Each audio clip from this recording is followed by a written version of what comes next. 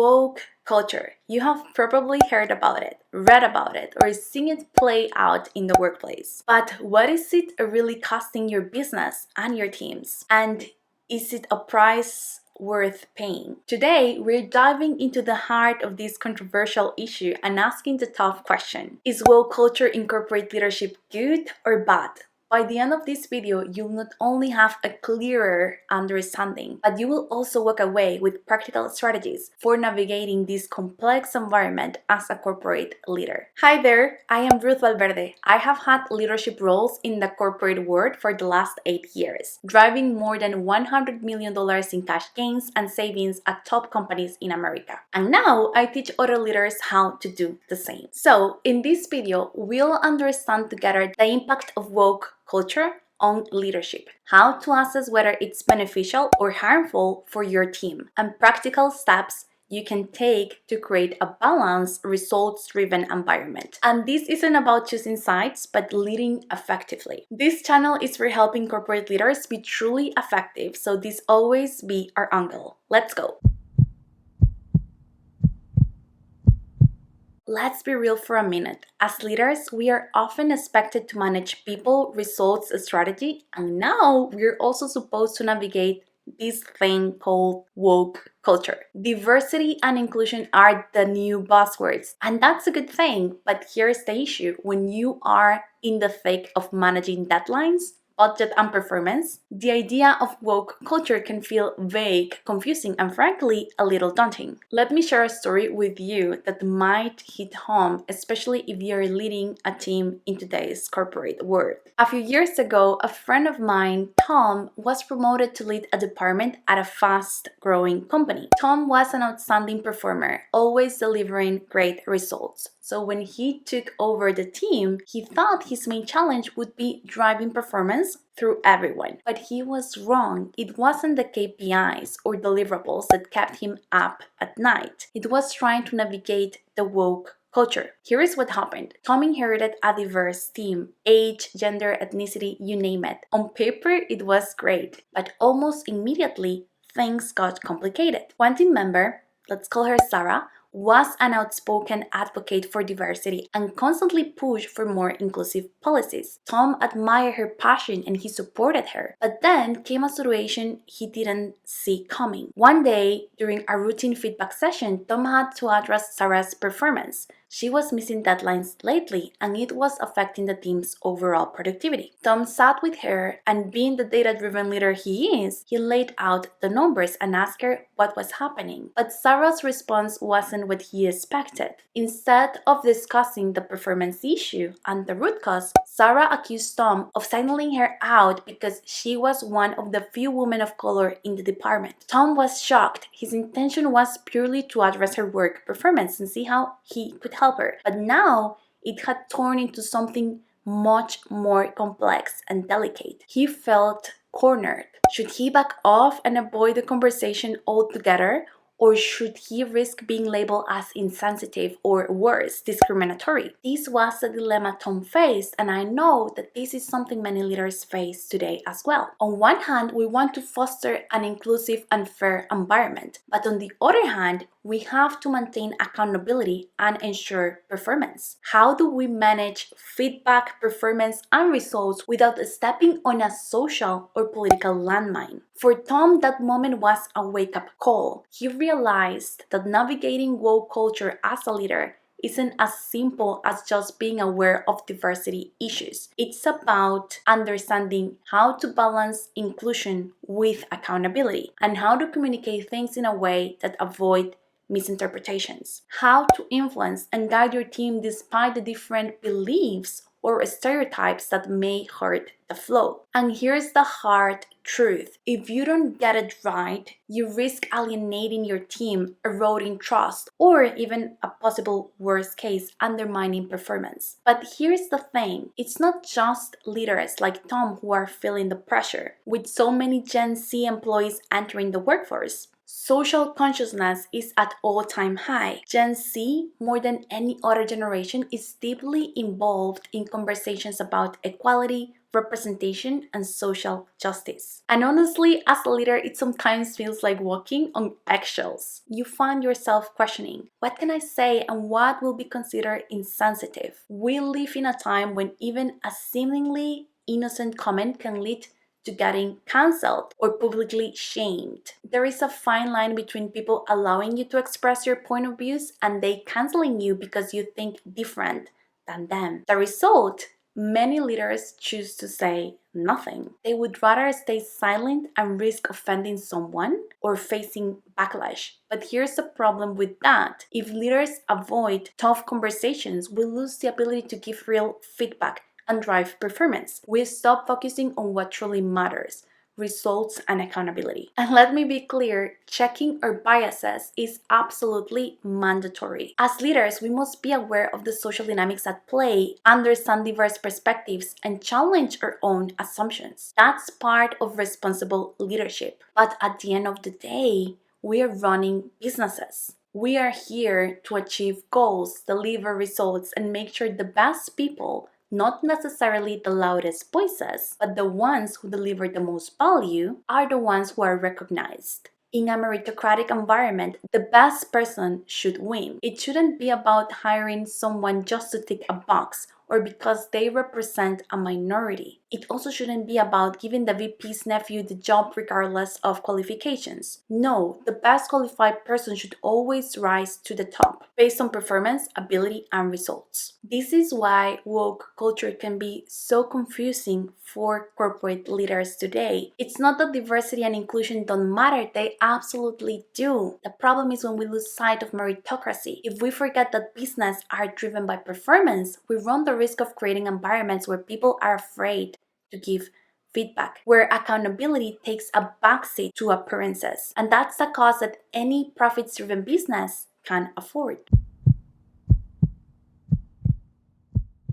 So, what's the price of this woke culture in corporate leadership? Is it good or is it bad? Let's start with the positives because, yes, there are so many real benefits. First, creating an inclusive and diverse environment can lead to better problem solving and more innovation. Studies show that diverse teams are often more creative and capable of approaching challenges from multiple perspectives. This can absolutely be a competitive advantage. For new leaders especially, embracing diversity and inclusion as part of your leadership style can help you build a high-performing team. Another benefit is attracting talent. Today's workforce, especially younger generations, cares deeply about social responsibility. They want to work for companies that align with their values. By fostering a more socially conscious culture, you can position your company as a place where top talent wants to be. This is particularly important if you are leading a team of diverse and driven individuals. By the way, if you want more personalized guidance on how to implement leadership strategies to deliver massive results while caring for your people, check out my online course in the description of this video. But woke culture is not all about sunshine and rainbows, right? There is a real cost to woke culture when it's pushed too far. One of the biggest criticisms is that it can lead to performative activism, where companies and leaders make superficial changes to appear socially responsible without actually addressing the core issues. This is where woke culture can become a distraction. Instead of focusing on your team's performance and results,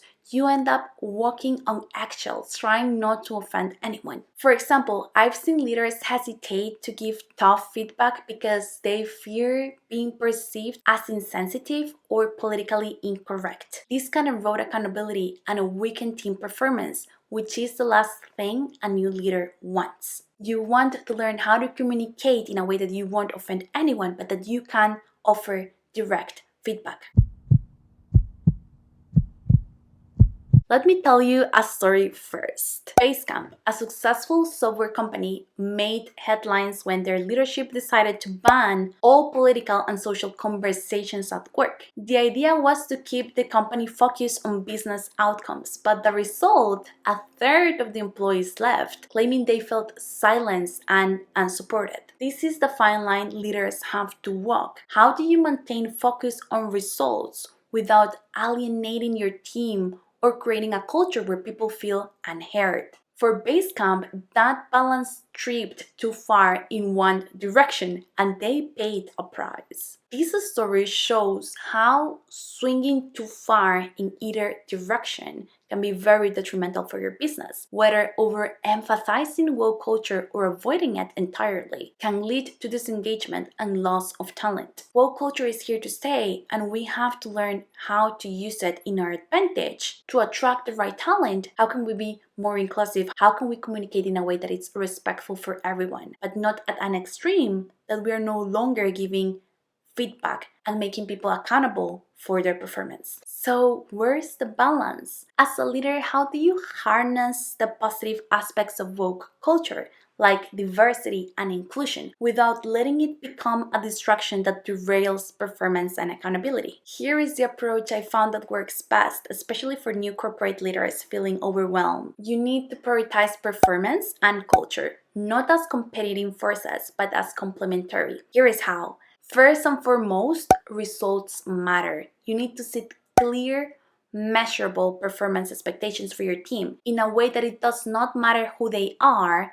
The evaluation of those expectations is objective, black or white, and no grays. Not up to interpretation. You either do it or you fail. Yes, it's important to foster a diverse and inclusive culture, but that doesn't mean lowering the bar. In fact, higher expectations should be set for all team members because an inclusive culture means everyone has the opportunity and responsibility to excel. Create key performance indicators that focus on both outcomes and behaviors. For example, track not just project completion, but also how team members collaborate across different perspectives and backgrounds. This way, you are aligning cultural values with performance. And the culture is the one the leader of the unit dictates and role models. It should be well thought, as it will be the driving force behind the actions. As leaders, we must walk the talk and embody that culture we want to see in others. And that culture should not be a representation of woke culture unless you want to, and that's the direction you want to guide your teams to. Either way, woke culture or not, we always have to be inclusive and strive for that diversity, being respectful and kind with everyone. It's not about being part of woke culture or not, it's about being humane and being a decent human being. Then we can foster inclusive accountability. Leaders often feel they can give tough feedback to underperforming employees, especially if those employees represent a minority group. In fact, real inclusion means holding everyone to the same standard and giving everyone the opportunity to grow. When you give feedback, focus on performance, not personality. Be specific about the outcomes that need improvement and offer clear, actionable steps on how to get there. If you need guidance on how to structure these difficult conversations, check out the link in the description for more resources. Then you want to be authentic. The worst thing you can do as a leader is to adopt a performative approach to woke culture, trying to appear you are someone who you are not, or that you believe in something you don't believe. Your team will see right through it and it will erode trust. Instead of making grand gestures, focus on being authentic. Adam Grant mentions that instead of embracing beliefs, embrace values and principles. Beliefs can be wrong. We are finding new discoveries all the time, but values and ethics is beyond that. If diversity and inclusion are important to you, show it through your actions. Hire diverse talent, listen to different perspectives, and encourage open dialogue. But don't feel the need to constantly broadcast it in topics you don't understand. I am a millennial and my sisters are 10 years younger than me. They are Gen Zers and there are so many things that are so embedded in their culture and I just don't understand and I don't pretend to understand it. And it's fine, they can explain me and I will try to understand. They know I am not in the same environment. And if you have younger employees, they will understand that too. You can always learn from them, their point of views and beliefs, listen, care for them. But it's okay if you don't become a fan of whatever they are fighting for. Be empathetic, listen, and have an open mind. That's it. Don't try to project someone you are not just to be liked. But something you can do right away is to start building relationships with your team. Take time to understand their backgrounds, experiences, point of views, and challenges. create the spaces where they can openly share their ideas and concerns without fear of judgment. Now, let's talk about what happens if you get this wrong. If you lean too deep into woke culture without balancing it with business results, you risk losing focus on what your team is truly there to do: deliver results.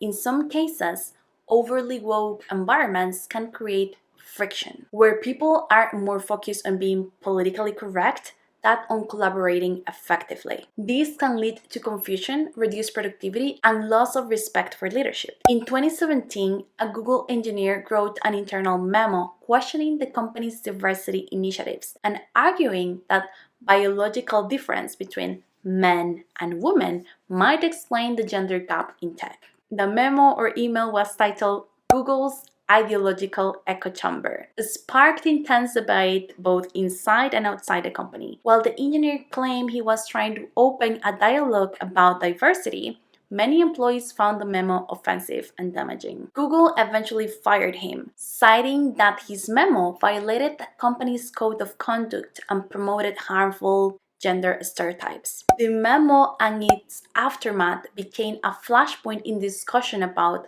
free speech, corporate culture, and diversity initiatives. Google's decision to fire him led to accusations that the company was intolerant of dissenting opinions. At the same time, many employees felt that keeping him would have sent the wrong message about the company's commitment to diversity. That's why many leaders are so afraid about this. You cannot express your opinion freely due to the backlash you will receive if you have a different point of view, which in my opinion, it's best to don't express your thoughts nowadays because anyone may get offended. And as a leader, that is the last thing you want to do. What you do have to do is to be able to be direct when you're giving feedback, when you have to coach your people and give them clear expectations. So avoiding those topics is perfectly fine, but don't let the fear of judgment of saying something that offends someone stops your duty from coaching, guiding, and teaching your team. Honestly, I have worked in companies where you are deeply trained about these things. And basically, what they encourage management to do is to save your comments to avoid offending someone. And that is a wise advice as long as you continue to making your team accountable and helping them grow. As a leader, I rather listen than to be honest and then lose the trust of my younger employees because they don't understand it's okay to have different beliefs. I try to focus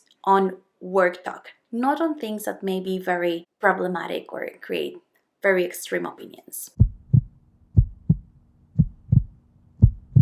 Let's not lose sight of the fact that woke culture, when used effectively, can be a tool for empowerment, not a burden. It's about creating a workplace where everyone feels valued and empowered to contribute their best work. But it's up to you, as a leader, to ensure that this culture supports business goals rather than detracts from them. In my own experience, I have seen how empowering my team feels by embracing their unique perspectives and encourage open dialogue. This practice leads to higher productivity and greater innovation. But that only happened when I combined that empowerment with accountability and results-driven leadership. If you want to learn more about how to create an empowering and results-driven culture, check out my leadership course in the description of the video. Another very interesting story is the one from Gina Carano, an actress on Disney's show The Mandalorian. She was fired in 2021 after sharing several controversial social media posts. Some of her posts were interpreted as downplaying the severity of the Holocaust, mocking mask wearing, and questioning the 2022 US election results. Carano's firing led to a massive debate online about the cancel culture. Many fans supported Disney's decision, arguing that her posts were harmful and not aligned with the values of inclusion and diversity the company promotes. Others saw her firing as an overreach, accusing Disney of being part of the cancel culture trend that silences different viewpoints. Disney's decision to let Carano go shows off how woke culture can intersect with corporate image and public expectations. The company made it clear that they were committed to promoting a safe, inclusive environment, even at a cost of losing a popular actress from a hit show. However, some accuse Disney of being overly politically correct and intolerant of different perspectives. So, is woke culture good or bad in corporate leadership? The truth is, it's not black and white. Woke culture can bring incredible benefits to your team, like increased innovation because everyone has a voice and everyone is empowered and respected, thus, a stronger problem solving thanks to that diverse talent. But when it's not managed properly, and you let it to be the North Star, it can also create challenges like lack of accountability because leaders are too afraid of coaching people without offending them. Going to the other extreme where people who is not woke is cancelled and a decreased focus on results because HR is too worried on diversity and inclusion. For me, the secret is in the balance. Embrace the positive aspects of woke culture that people is asking for, diversity, inclusion, and social awareness. And performance and business outcomes should always be your focus, not the complement. As a leader, it's your responsibility to ensure everyone is working towards the assigned goals. Remember, leadership is about empowering your team to succeed. Don't get caught up in the streams. Find the balance that works for you and your team. See you soon. Bye.